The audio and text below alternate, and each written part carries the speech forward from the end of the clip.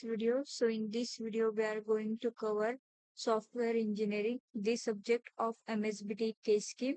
So हम लोगों ने सॉफ्टवेयर इंजीनियरिंग का चैप्टर नंबर 2 स्टार्ट किया है. उसमें का 2.1, 2.2 हम लोगों ने पहले से कवर किया है.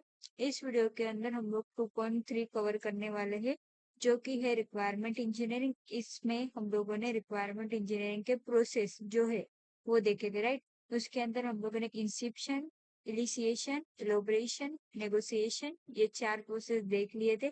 अभी इस वीडियो में हम लोग स्पेसिफिकेशन, वैलिडेशन और मैनेजमेंट इन ये सब चीजें देखने वाले हैं. ओके. सो उससे पहले अगर आपने स्टडी स्टार्ट नहीं किया होगा तो प्लीज स्टार्ट कर दो. आपके पास टाइम बहुत कम है और सिलेबस बहुत ही ज्यादा है, तो हर एक पॉइंट अच्छे से कवर करो, जिससे अगर एग्जाम में आपको उससे रिलेटेड क्वेश्चन आया तो आप लिख सकोगे. ओके. सो हम लोग देखते हैं यहाँ पे स्पेसिफिकेशन क्या रहता है. Okay. A standard template should be used to write the requirement. Okay. एक स्टैंडर्ड टेम्पलेट यूज करते हैं जो हम लोग की जो भी रिक्वायरमेंट होती है वो लिखने के लिए, राइट. जो ओनर की जो भी रिक्वायरमेंट होती है वो लिखने के लिए एक स्टैंडर्ड टेम्पलेट यूज करते हैं. ये सब चीजें स्पेसिफिकेशन में आती है. This make the requirement clear and easy to understand. Okay. ये क्या करता है, जो रिक्वायरमेंट रहता है ना उसे क्लियर और इजी टू अंडरस्टैंड बनाता है, राइट. सो हम लोगों ने अगर एक स्टैंडर्ड टेम्पलेट के ऊपर सब चीजें लिख ली तो हम लोग कभी भी वो रिक्वायरमेंट जो रहते हैं उसको चेंज कर सकते हैं, उसको क्लियर कर सकते हैं. और जो सॉफ्टवेयर डेवलपर है उसके लिए भी इजी हो जाता है कि उसको अंडरस्टैंड करके वो एक फाइनल डॉक्यूमेंट और एक फाइनल सॉफ्टवेयर बना सकते हैं, right. The specification is the final document made by the requirement engineer. जो स्पेसिफिकेशन क्या रहता है, एक फाइनल डॉक्यूमेंट रहता है जो रिक्वायरमेंट इंजीनियर जो भी रहते हैं वो बनाते हैं. उसके अंदर क्या रहता है, हर एक चीज का एक क्लियर मोटिव रहता है, हर एक चीज एक क्लियरली डिफाइन की रहती है और वो हर किसी को अंडरस्टैंड रहता है इजीली. ओके.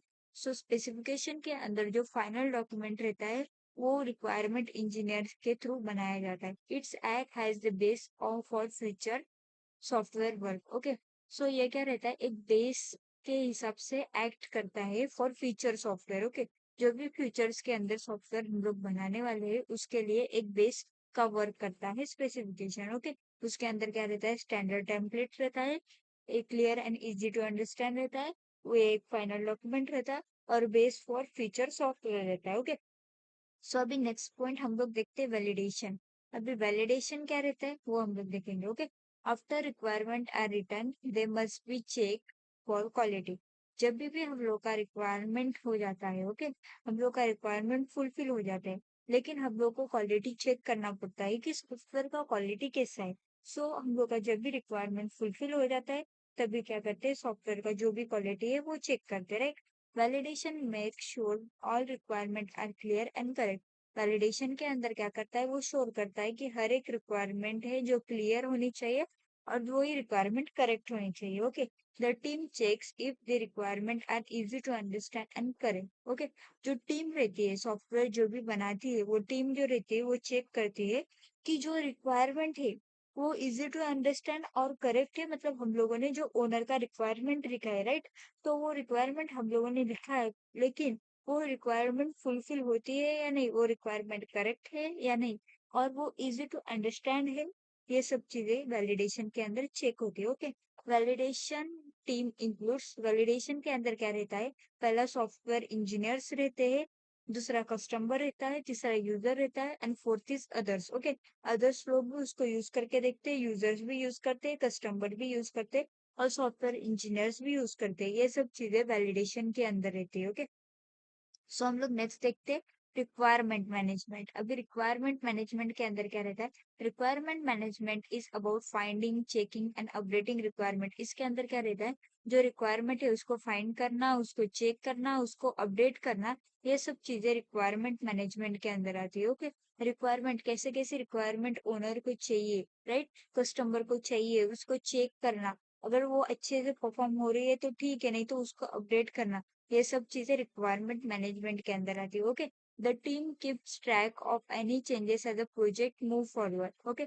अगर कुछ चेंजेस हो रहा है तो जो टीम रहती है वो क्या करती है, वो ट्रैक करती है कि अगर कोई चेंजेस हो रहा है तो उसे चेंज करना और जो प्रोजेक्ट है उसको मूव फॉरवर्ड करना. Okay. Each requirement gets a unique ID. हर रिक्वायरमेंट को एक यूनिक आईडी रहता है, थ्रू इट्स आइडेंटिफाई रहता है। ओके, यूनिक आइडेंटिफिकेशन रहेगा तो ये यूनिकली आइडेंटिफाई हो सकता है हर एक रिक्वायरमेंट, सो उसको यूनिक आईडी रहता है। Okay, a traceability table is made to connect the requirements to the parts of the system.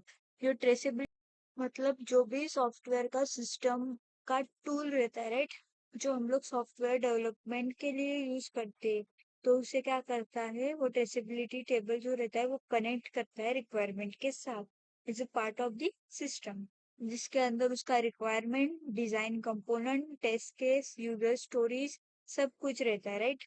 तो जो टेस्ट केस रहता है वो कवर करता है all the requirements and design element.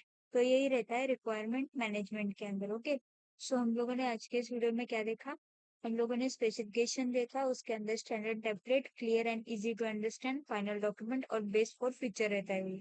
उसके बाद वैलिडेशन देखा, उसके बाद वैलिडेशन के अंदर क्या रहता है, चेक फॉर क्वालिटी और requirement are clear and correct. और रिक्वायरमेंट जो क्लियर है और करेक्ट है वो रहता है। फिर easy to understand and correct, engineers, customer, user and others, सब चीजें वैलिडेशन के अंदर रहती है। ओके, तो इसके बाद में हम लोगों ने रिक्वायरमेंट मैनेजमेंट देखा, उसके अंदर हम लोगों ने फाइंडिंग, चेकिंग, अपडेटिंग, और फिर उसके बाद एनी चेंजेस है वो, फिर उसके बाद यूनिक आईडी है वो, और ट्रेसेबिलिटी टेबल, ये सब चीजें हम लोगों ने देखा। ओके, नेक्स्ट वीडियो के अंदर हम लोग नेक्स्ट पॉइंट कवर करेंगे। तब तक अगर आपको वीडियो अच्छा लगा है तो चैनल को लाइक सब्सक्राइब कीजिए। Thank you.